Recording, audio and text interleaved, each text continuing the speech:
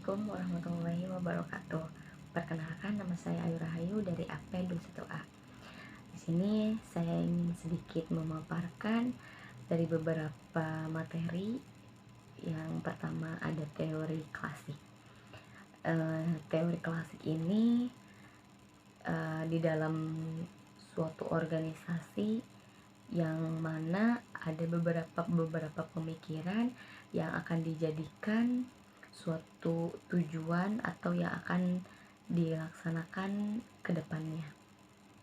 Nah, teori klasik juga mempunyai beberapa organisasi yang mana di dalamnya ada struktur hubungan dan kekuasaan, tujuan-tujuan, dan peranan-peranan atau kegiatan. Bahkan komunikasi dan faktor lain pun terjadi bila ada pekerjaan bersama. Nah, selain itu, teori klasik juga mempunyai visi dan misi, di mana mempunyai visi dan misi yang ada saling mempengaruhi satu sama lain, yang bisa dipelajari pada lingkungan organisasi.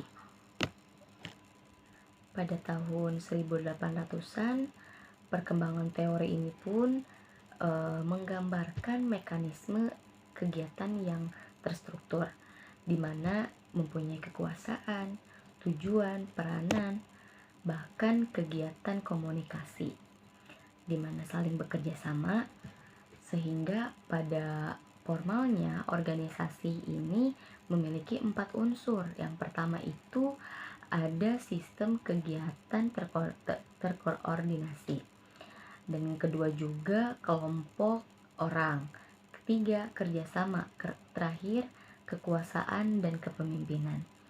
Bahkan dari teori klasik ini pun memiliki kesatuan kegiatan, di mana kesatuan kegiatan ini terdapat berupa kekuasaan yang demokratis, saling melayani dan diakui oleh masyarakat, di mana pentingnya pelayanan sosial organisasi bermanfaat positif bagi masyarakat.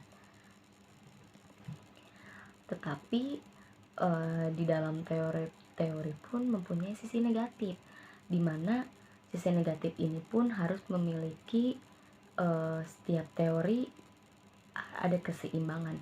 Di dalam organisasi pun ada sisi negatif dan positif. Jadi kita tuh harus bisa menyeimbangkan atau mengefektifkan dalam teori tersebut. Selanjutnya, pertanyaan kedua itu mengenai teori neoklasik, di mana pada dasarnya teori neoklasik ini dari teori klasik.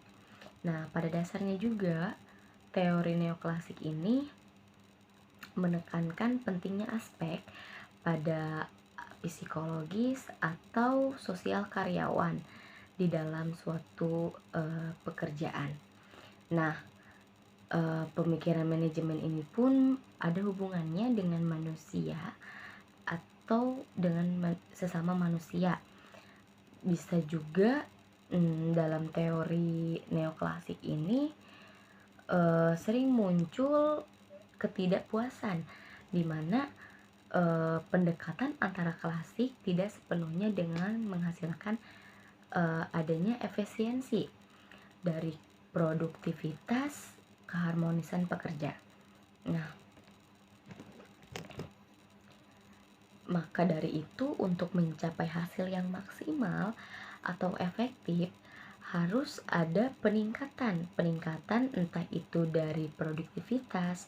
Maka seorang manajer itu perlu untuk memahami dari berbagai aspek sosial, psikologi yang mendorong para karyawan dapat melakukan kerjasama yang optimal, efektif, efisiensi untuk meningkatkan produktivitas, serta tujuan yang telah ditentukan dalam suatu organisasi bisa berjalan dengan baik. Nah, di dalam teori neoklasik juga mengemukakan keperluan atau perlunya hal-hal yang diterapkan. Ada beberapa. Yang pertama itu partisipasi, yaitu melibatkan setiap orang harus memiliki proses atau adanya suatu pengambilan keputusan. Dan yang kedua itu perlunya kerja atau job engagement sebagai kebalikan dari pola spesialis atau spesialisasi. Maksudnya seperti itu. Nah, yang ketiga itu manajemen. Manajemen ini harus memberikan kesempatan kepada para junior. Selanjutnya, pertanyaan yang ketiga yaitu mengenai teori modern, di mana teori modern ini pada tahun 1950 sampai 1960. Nah, teori modern juga menjelaskan tentang proses informasi atau transformasi dari masyarakat tradisional atau masyarakat modern. Nah, masyarakat modern ini adalah di mana masyarakat ini masyarakat industri yang sudah menjalani tahun atau zaman yang maju. Nah, di mana menggambarkan perkembangan masyarakat dalam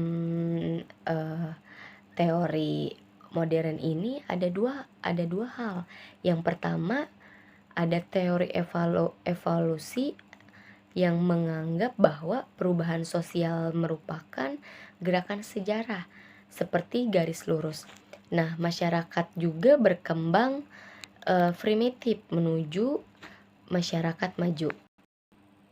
Dan yang kedua ada teori evolusi membaurkan antara pandangan subjektifnya tentang nilai dan tujuan akhir perubahan sosial, di mana perubahan menuju masyarakat modern merupakan suatu yang tidak dapat dihindari.